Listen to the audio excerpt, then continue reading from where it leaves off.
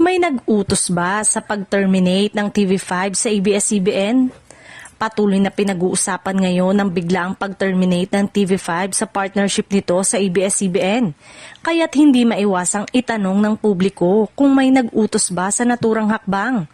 Sa unang tingin, marami ang naghihinala na posibleng external pressure o impluensya lalo na't sensitibo pa rin sa publiko ang mga pangyayari noong 2020 nang hindi na-renew ang franchise ng ABS-CBN. Ngunit sa gitna ng mga haka-haka, nilinaw ng pahayag ng TV5 na wala silang sinasabing may utos mula sa anumang third party. Ayon sa kanilang opisyal na dokumento, ang dahilan ng termination ay nakabatay umano sa contractual issues. Partikular ang umano'y hindi pag-remit ng ABS-CBN ng kaukulang revenue share. Sa panig ng TV5, ipinunto nila na umabot sa halos 946 million pesos ang mga bayaring hindi umano na ipatupad ng ABS-CBN.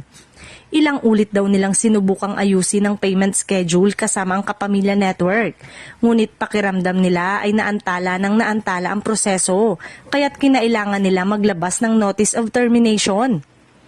Ipinunto rin nila na bilang isang kumpanya, obligasyon nilang protektahan ang operasyon at interes ng TV5, kaya't ang desisyon ay purely business at contractual, hindi political.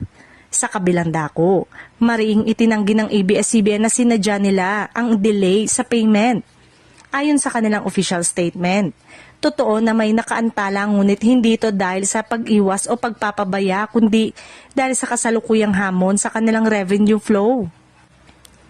Simula nang mawalan sila ng prangkisa noong 2020, patuloy pa rin nilang binubuo ang kanilang financial ecosystem at umaasa sa partnership para magpatuloy sa content distribution.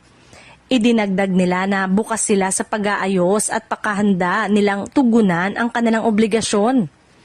Dahil sa pagkasalungat na pahayag ng dalawang panig, nananatiling mainit ang tanong kung meron bang mas malalim na impluensya sa likod ng desisyong ito. Subalit hanggang ngayon, walang anumang opisyal o dokumentadong ebidensya na may direktang nag-utos sa TV5 upang tapusin ang partnership.